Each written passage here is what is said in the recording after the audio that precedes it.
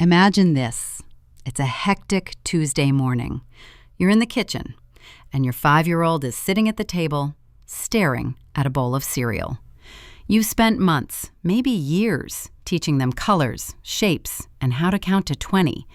But as you watch them, you start to wonder, are they actually ready for kindergarten? See, most parents think math readiness is about memorization. It's about being able to rattle off numbers, like a grocery list. But here's the truth. A child can recite numbers 1 through 20 perfectly and still totally freeze when they're asked to actually use those numbers. According to the American Psychological Association, nearly 70% of parents feel a deep sense of anxiety or even helplessness when it comes to their child's early academic performance. They worry their child is falling behind before the race has even started. I'm here to tell you, breathe. In this episode, we're going to peel back the curtain on the 5 math concepts that kindergarten teachers actually wish you knew. These aren't about flashcards or expensive tutors. They're about the hidden architecture of the brain. We're going to explore how to turn everyday moments, like folding laundry or pouring snacks, into powerful cognitive lessons that will give your child a lifelong edge. Why does this matter so much? Well, researchers like Michael Merzenich, a pioneer in the field of neuroplasticity, have shown that early experiences actually wire the brain. They create the physical pathways that future learning sits on. If a child enters a classroom feeling confused or anxious, their brain's working memory actually shrinks. It's like trying to run a computer with too many apps open. Today, we're going to clear that mental clutter and build a foundation of confidence. Let's dive into our first concept, number sense. Now, this isn't just counting, it's intuitive understanding. Think about Michael Merzenich's work on how the brain maps information. Number sense is the ability to look at a group of objects and just know how many are there, without counting each one. In science, we call this subitizing. Imagine you're at the park, and there's a pile of 3 acorns on the bench. A child with strong number sense looks at those acorns and their brain says 3. They don't go 1, 2, 3. They just see it. This is the foundation for everything, especially proportional reasoning. It's knowing that half a cookie is less than a whole one. So, how do you teach this without a workbook? While you're pouring goldfish crackers for a snack, just pause and say, hey, look, you have more crackers than I do. Let's see why. You're not testing them. You're noticing together. You're inviting them to compare, to reason, to feel the weight of numbers. When they do this, they aren't just memorizing. They're building neural pathways for logic. Now, once they understand quantity, we move to the second pillar, one-to-one correspondence. This is what I call the precision factor. Have you ever watched a toddler count? They go 1, 2, 3, 4, 5, but their finger has only touched 2 blocks. It's adorable, but it's a sign they haven't mastered this skill yet. This concept is deeply tied to Jean Piaget's stages of cognitive development. Piaget noted that children need to bridge the gap between abstract symbols and physical reality. In a kindergarten classroom, teachers see this every September. A child counts a row of blocks, gets 7, but there are only 5. They get a different answer every single time because they haven't realized that one number must attach to one specific thing. You can fix this while setting the dinner table. 1 fork, 1 plate. 1 fork, 1 plate. Or while climbing stairs, count each step exactly as their foot touches the wood. 1, 2, 3. This simple narration teaches their brain 2 vital things. First, that each object is unique.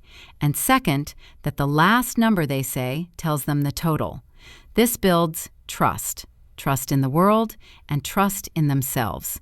Moving on to our third concept, pattern recognition. This one is fascinating because math is literally the language of patterns. Neuroscience tells us that the human brain is a pattern recognition machine. From the moment we're born, we're scanning for what comes next. It's how we learn to talk, how we learn to walk, and how we feel safe. Think about executive function. These are the skills that help us focus and follow multi-step instructions. When a child recognizes a pattern, like red, blue, they're actually training their brain to predict the future. They're building a mental blueprint for order. You can do this anywhere. While you're folding laundry, big sock, small sock, big sock, small sock. What comes next? It sounds so simple, but you're actually wiring resilience. You're teaching them that the world makes sense. When a teacher asks them to predict a math sequence later on, they won't stare blankly. They'll light up because they've been doing this with their socks for years. Fourth, let's talk about spatial awareness. Most parents hear this and think, oh, geometry, that's for high school. But spatial reasoning is the secret sauce for reading and writing. Think about the letters B and D. To a child, they look almost the same. The only difference is their orientation in space. This is where Carol Dweck's growth mindset comes in. If a child understands how shapes move and rotate, they feel capable of solving problems. When they struggle with a puzzle piece and you say, "I love how you're turning that piece to see if it fits," you're praising the process, not the result. You can practice this during a car ride. Look at that stop sign. It's an octagon. It has 8 sides. Look at the window. It's a rectangle. In the kitchen, this sandwich is a square, but if I cut it this way, now it's 2 triangles. You're helping them see the structure of the world. And when they walk into school and the teacher says, "Sit in a circle," they don't just know the shape, they feel comfortable in that space. Finally, we have reasoning and sorting.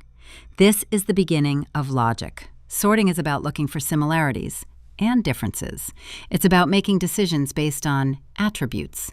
This connects beautifully to self-determination theory by Deci and Ryan. When a child learns to sort, they are learning to categorize their world and make autonomous decisions. Think about the mountain of laundry on your bed. Ask your child, "Can you help me? Let's put all the bumpy sweaters here and the smooth shirts there." You're not just cleaning, you're building mental flexibility. You're teaching them to look at an object and see its features, not just its name.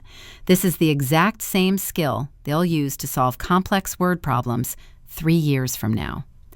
Now, let's talk about the mistakes. The biggest one? Pressure.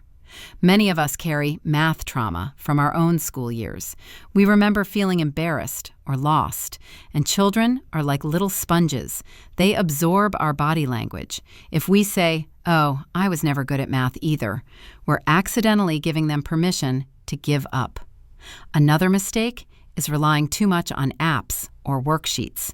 At this age, the brain needs tactile experiences. It needs to touch, feel, and move. A screen can't teach the weight of a heavy block versus a light one. It can't show the 3-dimensional reality of a cylinder like a soup can can. So, how do we adjust? We lower the stakes.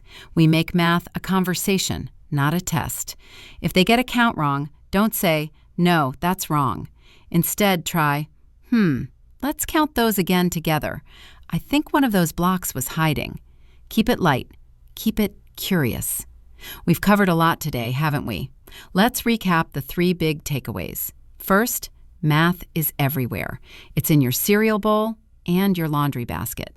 Second, confidence is more important than correctness at this age. And third, your job isn't to be a teacher, it's to be a co-explorer.